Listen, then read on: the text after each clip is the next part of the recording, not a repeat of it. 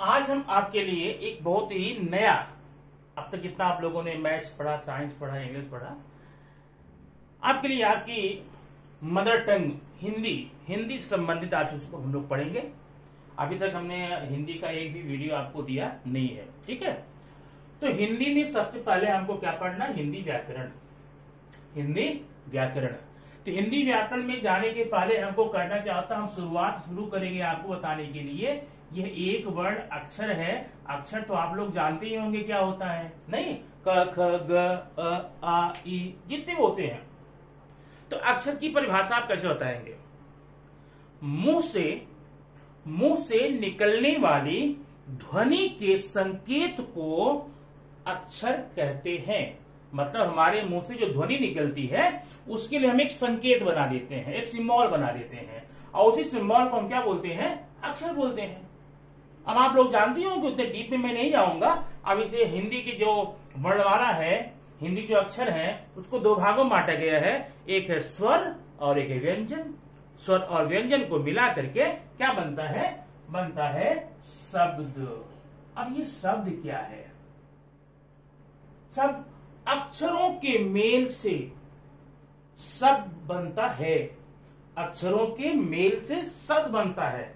लेकिन जो ये शब्द बनता है, कभी कभी हम अक्षरों का मेल से जो शब्द बनाते हैं उसकी मीनिंग आती है, कभी कभी नहीं आती। इसका मतलब अक्षरों के मेल से शब्द बनता है। और ये जो शब्द बनते हैं दो प्रकार के हैं। एक है सार्थक शब्द और एक है निरर्थक शब्द। सार्थक मतलब आप जानते हैं, जिनका कोई अर्थ हो, जिनकी कोई मीनिंग हो। और निरर्थक मतलब होता है जिनकी कोई मीनिंग ना हो। अब जैसे ये मैंने लिख दिया है गरम, ठीक है ना? ये 1 2 3 अक्षरों का मेल है। 3 अक्षरों के मेल से बन गया गरम। ये एक शब्द बन गया। और इस शब्द की मीनिंग आपको पता है। हिंदी शब्दकोश में ये शब्द आप पाएंगे, इसलिए इसको हम बोलेंगे सार्थक शब्द। अगर इसको मैं कर दूं मगर, अक्षर वही है, अभी भी तो मीनिंग निकलती है ना, तो ये भी सार्थक शब्द है।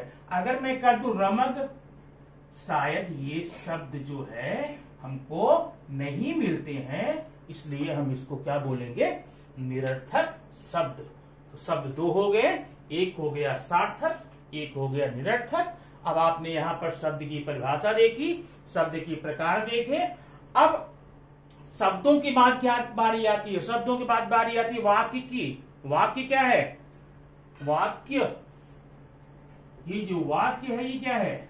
वाक्य है शब्दों के सार्थक मेल को वाक्य कहते हैं। अगर कई शब्द ले लें और उसको हम सही क्रम से, ग्रामेटिकली, व्याकरण की दृष्टिकोण से सही क्रम में लगाकर रख दें और उसकी मीनिंग निकल जाए, एक अर्थ निकल जाए, हम बोलेंगे यह वाक्य है। ठीक, अब हम वाक्य पर अभी नहीं जाएंगे, वाक्य हम आपको फिर कभी पढ़ाएंगे।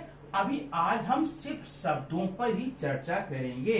तो जो हिंदी में आप लोग शब्द पढ़ते हैं तो कई प्रकार के हैं, लेकिन हम आज इसकी दो, अभी आपने एक तो देख लिया सार्थक शब्द, निरर्थक शब्द ना। अभी जब सार्थक शब्द पर आए, कई प्रकार के हैं, तो हम इसको दो भागों में बांट देते हैं।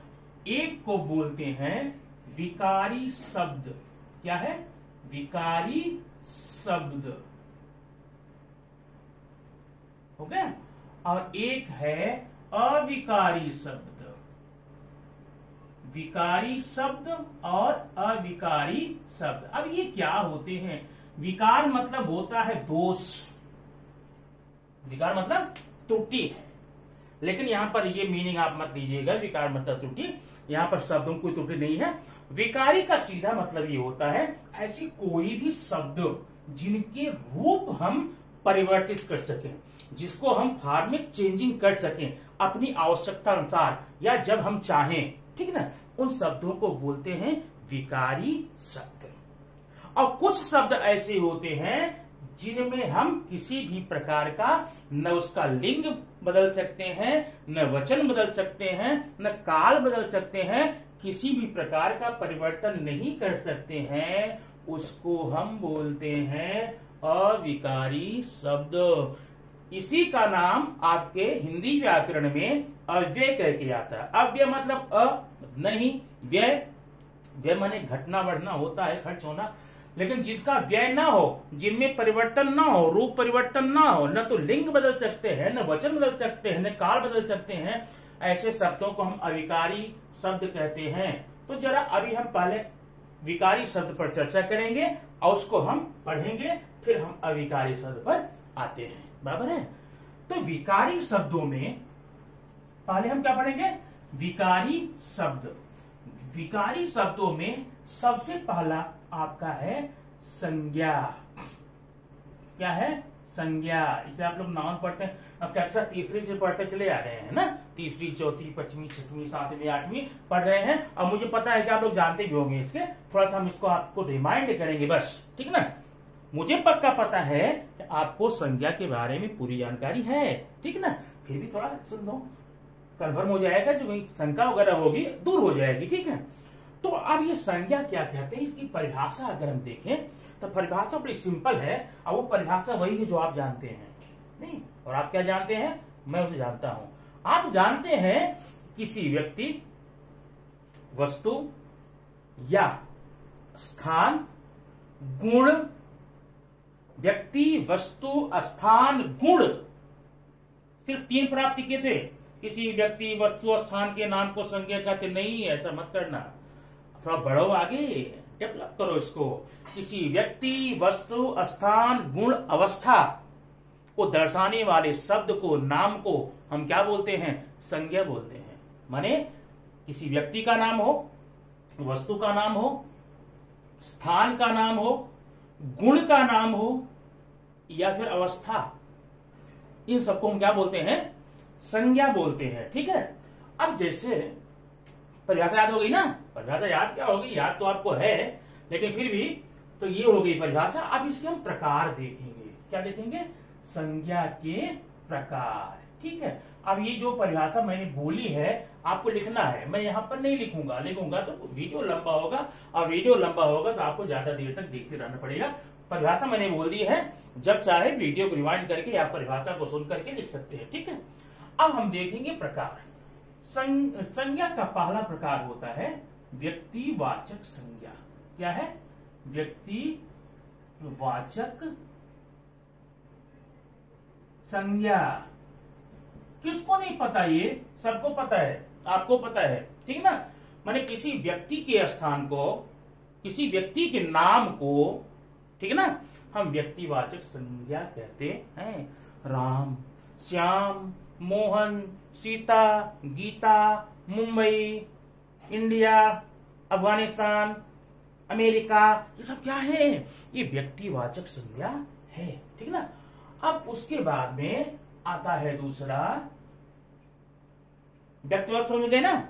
अब व्यक्तिवाचक संज्ञा के बाद में हम पढ़ेंगे जातिवाचक संज्ञा। क्या है? जातिवाचक संज्ञा। ये क्या है? जो किसी एक खास जाति को, एक टर्म को, एक पहचान बतलाता है। अभी जैसे मैंने कहा राम, तो राम क्या है? राम लड़का है। राम क्या है? राम लड़का है, तो लड़का जातिवाचक संज्ञा है। राम क्या है? एक स्टूडेंट है, छात्र है, तो जातिवाचक संज्ञा है। बराबर है। राम खिलाड़ी है, प्लेयर है, तो ये जातिवाचक। तो प्लेयर क्या, खिलाड़ी क्या होता है? एक ग्रुप है, एक समूह है, एक जाति, एक पहचान है, उसके आधार पर उसको प्लेयर बोलते हैं, ठीक। लड़का क्या है? लड़का एक जाति है, नहीं तो एक खास प्रकार की जाति है, उसका लिंग अलग है, उसकी थोड़ी पहचान अलग है, जाति बोल देते उसको हम, इसे बोलते हैं जातिवाचक संज्ञा। लड़का, लड़की, शहर, स्कूल, बराबर है। तो ऐसे माने इसी जातिवाचक संज्ञा को अगर हम नाम दे दें तो वो व्यक्तिवाचक, लड़का जातिवाचक है और लड़के का नाम क्या है? मोहित है। लड़की जातिवाचक है और लड़की का नाम अनीता है, अनीता व्यक्तिवाचक है, बराबर है। मम्मी जातिवाचक है, स्त्री जातिवाचक है, खिलाड़ी जातिवाचक है। लेकिन अगर इसका हम नाम ले, एक शहर जातिवाचक है, लेकिन जो मुंबई है ना वो जातिवाचक नहीं है, वो एक स्थान है और उसका नाम है, वो व्यक्तिवाचक में आएगा। माने जातिवाचक के पर्टिकुलर नाम को, खास नाम को जब आप बुला देंगे वो हो जाएगा व्यक्तिवाचक संज्ञा। बात समझ ना? ये व्यक्तिवाचक संज्ञा, जातिवाचक संज्ञा आप समझ गए होंगे, कोई दिक्कत इसमें? अब हम देखेंगे तीसरा है समूह वाचक संज्ञा। अब ये क्या है? समूहवाचक, समूह माने ग्रुप, जो समूह को दिखलाए, जैसे क्लास, तुम्हारा क्लास, कक्षा, सॉरी, तो एक कक्षा जो होती है वो समूहवाचक है। तुम्हारा परिवार, परिवार में कितने लोग हैं पता नहीं, जितने होंगे आप जानते होंगे, तो एक परिवार एक समूह है, ठीक है ना? गुच्छा, ठीक है ना? दल, समूह, भीड़, ये सारे के सारे समूहवाचक संज्ञा के अंडर में आते हैं। बात समझ आई ना? ये हो गया समूहवाचक संज्ञा। ऐसे कुछ और संज्ञा के एग्जाम्पल आप अपने मन में बैठा करके इसको लिखिए और समझिए कि समूहवाचक संज्ञा क्या है, ठीक है? अब अगला हम बताएंगे जो चौथा है द्रव्यवाचक संज्ञा। ये क्या होती है? द्रव्य माने पदार्थ। अब पदार्थ, दुनिया में जितनी चीजें सब पदार्थ होती हैं, मैं एक आपको खास पहचान बताता हूं, उसको अपन दिमाग में ही रखना। ऐसी सारी चीजें जिन्हें हम लेते या देते समय काउंट नहीं करते, गिनते नहीं, बल्कि नाप या तौल करके देते हैं, उनको हम पदार्थ कहते हैं। अब क्या क्या उसमें है? गेहूं है, आटा है, चावल है, दूध है, तेल है, पानी है, लोहा, सोना, चांदी, अभ्रक, मिट्टी, पत्थर, ये सब किसमें आएंगे? ये सब आएंगे द्रव्यवाचक संज्ञा या पदार्थवाचक संज्ञा भी आप इसको बोल सकते हैं, ठीक? तो ये आपके हो गए 4 प्रकार हो गए। व्यक्तिवाचक संज्ञा समझ गए होंगे आप, जातिवाचक संज्ञा पता है आपको, समूहवाचक संज्ञा ये भी पता है आपको, द्रव्यवाचक संज्ञा और ये भी पता है आपको। अब आगे हम देखेंगे, आप जो बताएंगे वह है 5वां भाववाचक संज्ञा। ये देखिए, भाव या भाव का मतलब होता है अवस्था। अब जैसे कोई आदमी खुश है, नहीं तो हम बोलेंगे इसकी खुशी है, तो खुशी एक संज्ञा है। खुशी क्या दर्शाती है? उसका भाव दर्शाती है। तो ये हो गई खुशी, हो गई भाववाचक। प्रसन्नता, ठीक है ना? दुख, ठीक है? और बचपनावस्था, वृद्धावस्था, रुग्णावस्था, यौवनावस्था, शैशवावस्था, वृद्धावस्था, ठीक ना? ये जितनी भी चीजें होती हैं इनको हम भाववाचक संज्ञा के अंडर में देखेंगे, पढ़ेंगे, समझेंगे। बात समझ आई ना? तो ठीक है, ये हमने पढ़ लिया संज्ञा। ये विकारी शब्द में हम लोग पढ़ रहे हैं, विकारी शब्द। क्यों? अब विकारी शब्द इसको क्यों बोलेंगे? इसमें जितनी चीजें हैं ना, उनके हम नंबर बदल सकते हैं, लिंग बदल सकते हैं, वचन बदल सकते हैं, काल बदल सकते हैं, ठीक ना? जो भी हो आवश्यकता था उसको हम बदल सकते हैं, इसलिए विकारी बोलते हैं। तो विकारी शब्द में आपने पहला प्रकार संज्ञा पढ़ लिया है। संज्ञा की परिभाषा मैंने बता दी है। संज्ञा की परिभाषा में सिर्फ आप किसी व्यक्ति, वस्तु, स्थान मत बोलिएगा, दो और जोड़िएगा। किसी व्यक्ति, वस्तु, स्थान, गुण अथवा अवस्था, भाव को दर्शाने वाले शब्द को हम संज्ञा कहते हैं। इसके 5 प्रकार है: व्यक्तिवाचक, जातिवाचक, समूहवाचक, द्रव्यवाचक, भाववाचक। ये आपका कंफर्म हो गया होगा। अब इसको मैंने न परिभाषा लिखी है, यहाँ पर एग्जाम्पल लिखा है, आपने सुना होगा, सुन के उसको समझा होगा, आप समझते हैं इसको। अब इसके बाद में हम आगे चलते हैं। संज्ञा के बाद कौन सा शब्द आता है? आप सबको पता है ना, आप सबको पता है, फिर भी पढ़ना पड़ेगा। नंबर 2, उसको बोलते हैं सर्वनाम। क्या बोलते हैं? सर्वनाम, प्रोनाउन बोलते हैं उसको, ठीक है? तो सर्वनाम क्या है? सर्व का मतलब जानते हैं? सर्व माने सारे, सभी, जितने भी हैं सब, ठीक ना? और नाम, नाम तो जानते हैं, ठीक ना? जितने भी नाम हैं, जितने भी दुनिया में नाम हैं उनके बदले में जो शब्द बोला जाएगा उसे सर्वनाम बोलेंगे। मैं समझता हूं ये परिभाषा आपको पसंद नहीं होगी। परिभाषा सीधा पढ़ना, किसी संज्ञा के बदले, किसी संज्ञा के बदले में संज्ञा के स्थान पर जो नए शब्द का उपयोग किया जाता है उसको हम सर्वनाम कहते हैं। ठीक, संज्ञा के बदले में उपयोग में लाए गए शब्द को सर्वनाम कहते हैं। अब जैसे मैं, तुम, वह, यह, ऐसे सारे शब्दों को हम सर्वनाम कहते हैं। अब इनमें एक एक पढ़ेंगे, इनका प्रकार क्या क्या है। पहला तो है पुरुष वाचक सर्वनाम। पुरुषवाचक सर्वनाम ये क्या है? ये जो पुरुषवाचक है ये क्या दर्शाता है?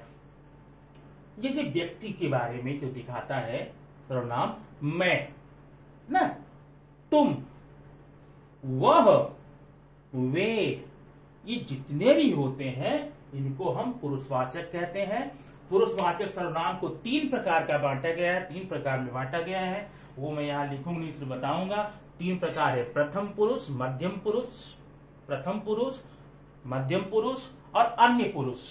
प्रथम, मध्यम, अन्य। प्रथम में कौन आता? मैं हूं, अंग्रेजी में पढ़ा था फर्स्ट ना।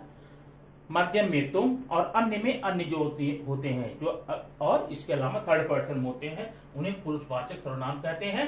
तो पुरुषवाचक सर्वनाम में क्या आता है? मैं, तुम, वह, ठीक है ना, जो पुरुष के बारे में बताए। ठीक है, अगला है, दूसरा है निश्चयवाचक सर्वनाम। एक बात बता दूं और आपको बड़ी राहत मिलेगी, ठीक ना। निश्चयवाचक सर्वनाम, तो जब ये आपका ग्रामर आपके एग्जाम में आता है ना, परीक्षा में आता है, तो एक वर्ड अंडरलाइन किया रहेगा, आप पहचानना पड़ेगा है क्या। तो आपको सिर्फ सर्वनाम लिखना है, ठीक है। तो ये सारे नाम आपको लिखने की जरूरत नहीं पड़ती है, फिर जानते रहो, लिख दोगे तो अच्छी बात है। ठीक, तो निश्चयवाचक सर्वनाम क्या है? जो निश्चित बताए, यह,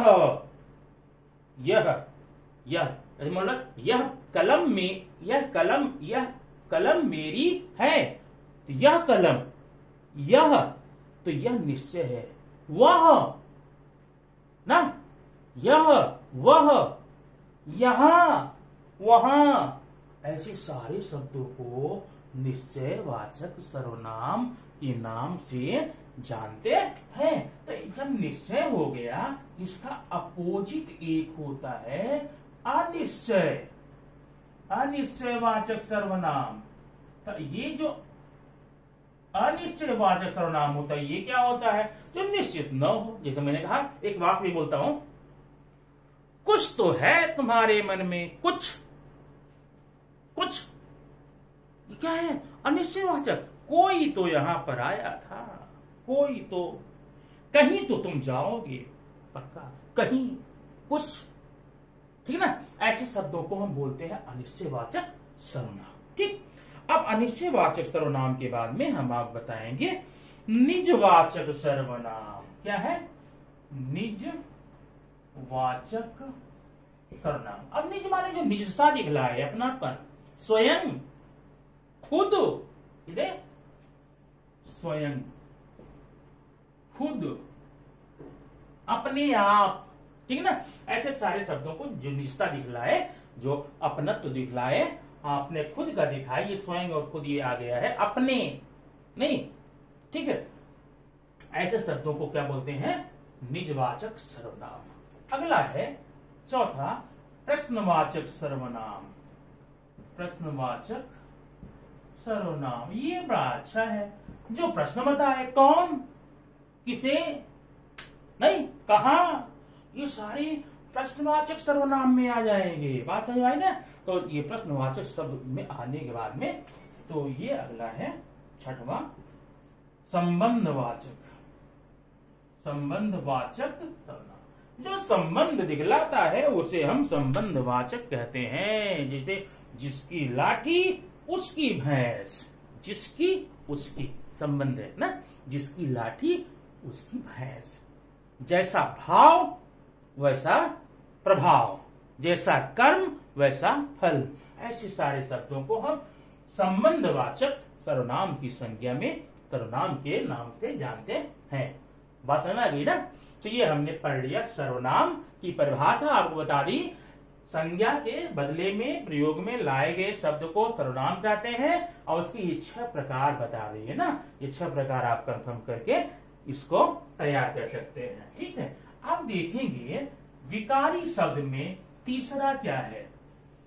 हमने विकारी शब्द में क्या क्या पढ़ा, संज्ञा पढ़ लिया और सर्वनाम पढ़ लिया। अब तीसरा जो हम पढ़ेंगे वो पढ़ेंगे विशेषण। एडजेक्टिव कहते हैं ना इसको, विशेषण। ये विशेषण क्या होता है, ऐसे सारे शब्द जो किसी नाउन अथवा प्रोनाउन, ऐसे सारे शब्द जो किसी संज्ञा अथवा सर्वनाम की विशेषता को बतलाते हैं उनको हम विशेषण कहते हैं। ठीक है, ऐसे सारे शब्द जो किसी संज्ञा अथवा सर्वनाम की विशेषता बतलाते हैं उनको हम कहते हैं विशेषण। ठीक है, अब इनके प्रकार देखें कौन कौन सा है। एक तो है गुणवाचक विशेषण। क्या है, गुणवाचक विशेषण। ठीक है, अब गुणवाचक माने ऐसे सारे विशेषण जो किसी का गुण बतलाए। नहीं, जैसे रानी एक अच्छी लड़की है। रानी एक अच्छी लड़की है। ये देखिए, अच्छी, रानी कैसी है, अच्छी है।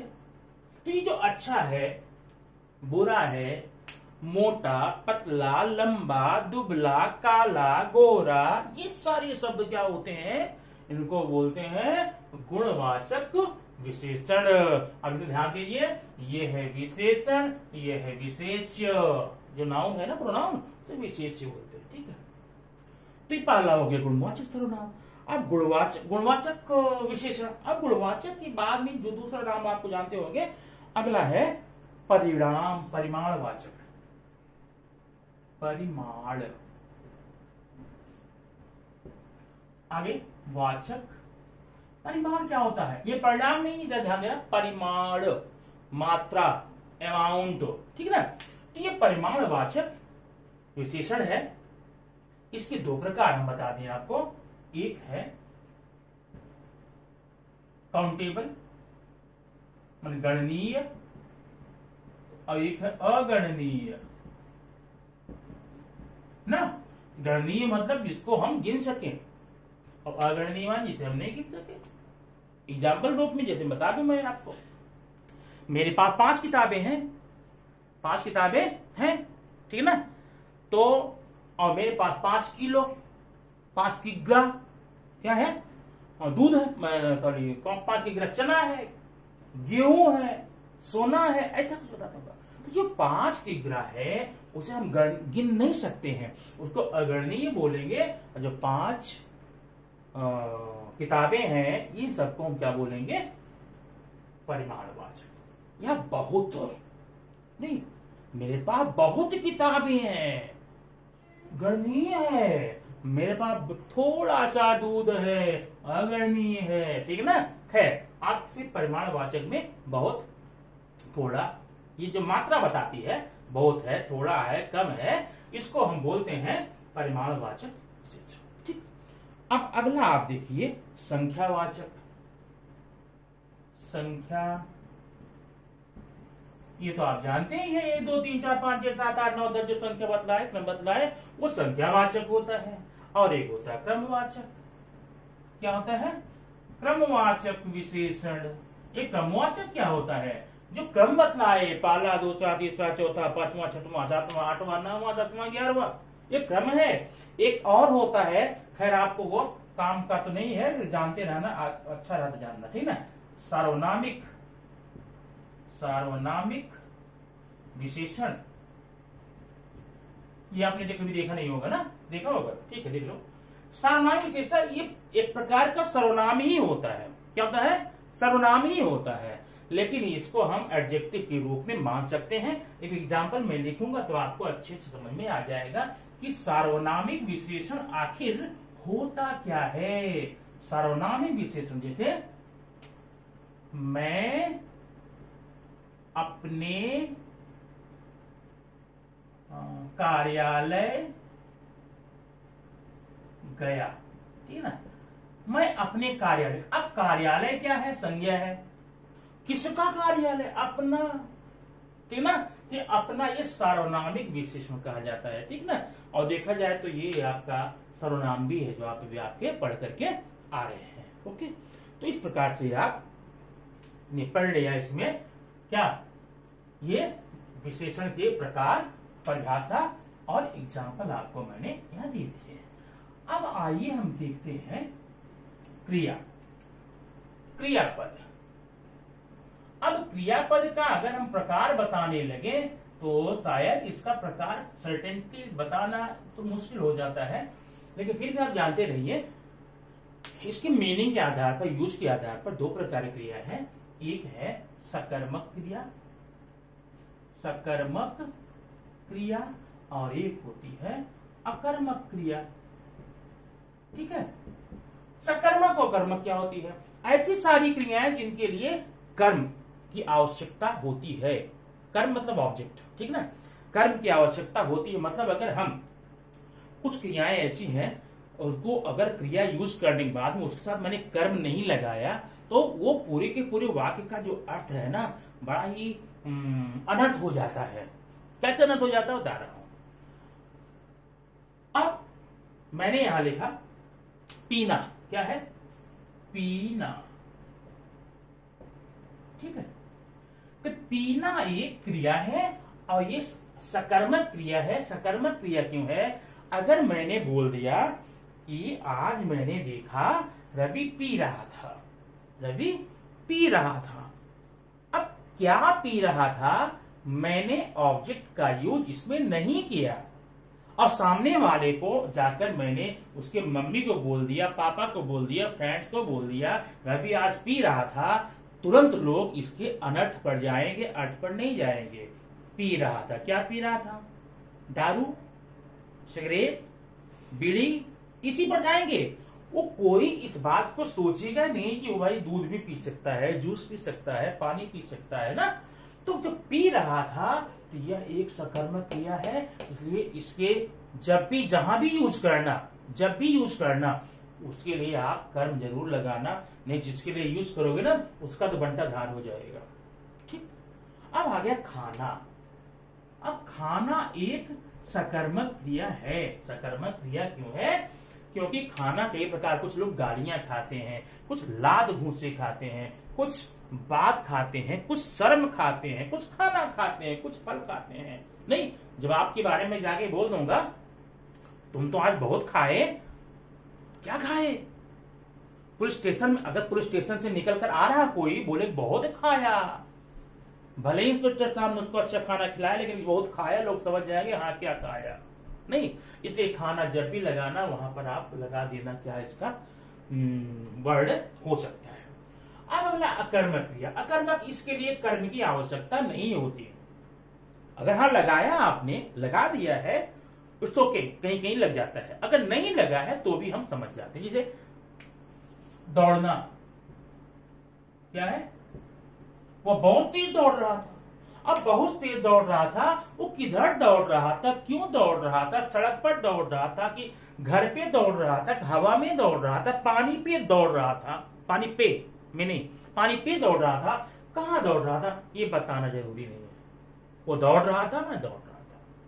लड़कियां बहुत हंस रही थी, कोई ये नहीं पूछेगा कहां हंस रही थी, लड़कियां हंस रही थी, मैंने हंस रही थी। तो अब हंसना है, दौड़ना है, इन सब के लिए कर्म की आवश्यकता नहीं पड़ती है। ठीक है, जब कर्म की आवश्यकता नहीं पड़ती सिर्फ अकर्मक क्रिया बोल देते हैं। बात समझ आ गई ना?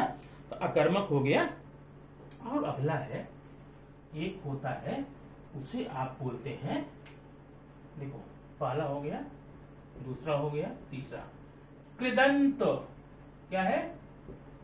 कृदंत। अभी कृदंत क्या होता है? एक्चुअली कृदंत जो होता है ना, इसे हम क्रिया के रूप में तो नहीं देखते हैं, इसको हम क्रिया का एक चूंकि विकार दे देते हैं इसमें ना, चूंकि मैंने बताया क्रियापद क्या है, एक विकारी शब्द है। अब ये है पीना, तो पीना एक क्रिया है। अब मैंने बोला पीकर, जिसमें कर आ जाए ना, पार्टिसिपल बोलते हैं इसको इंग्लिश में कृदंत को। आकर, सुनकर, पढ़कर, देखकर, जाकर, दौड़कर, ठीक है ना, ऐसा सब जहां पर आ जाए उसे हम कृदंत का नाम दे रही। जरा याद रखना, कृदंत के बारे में आपको पूछा जा सकता है। ठीक है, अगला है सहायक क्रिया।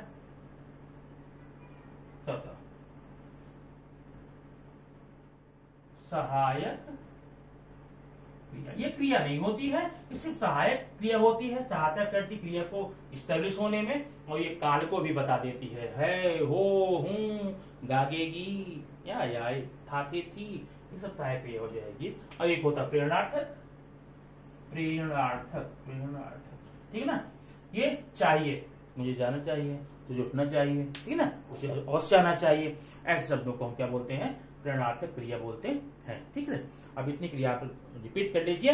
अब बाकी जो इसका विकारी रूप है हम अगले वीडियो में आपको लेकर आएंगे और बताएंगे। ठीक है, लेकिन उसके पहले आप ये आपके पेपर में क्वेश्चन पेपर जो आता है उसमें अधोरेखित शब्द होता है, उसे अधोरेखित शब्द के आधार पर प्रश्न आता है और आपको बताना पड़ता है कि कौन प्रकार का शब्द है, संज्ञा है, सर्वनाम है कि विशेषण है, क्रिया विशेषण है, ये सारी बातें आपको वहां पर बतानी पड़ती है। ठीक ना, और मुझे पूरा विश्वास है कि आप इस वीडियो को बड़ी आसानी से, बहुत आसानी समझ लेंगे, क्योंकि बड़ा कोई इसमें कोई टिपिकल बात तो नहीं है, सिंपल से एक बार वीडियो देख लेंगे आप पूरा का पूरा शुरू से लेकर लास्ट तक देख लेंगे तो ये पूरा आपके दिमाग में बैठ जाएगा और समझ में आ जाएगा। ठीक, इसी के साथ में मैं आपसे विदा लेना चाहता हूं और अगले वीडियो में मैं फिर आपको जल्दी ही एक नया वीडियो लेकर आपके लिए आऊंगा। Okay, thank you.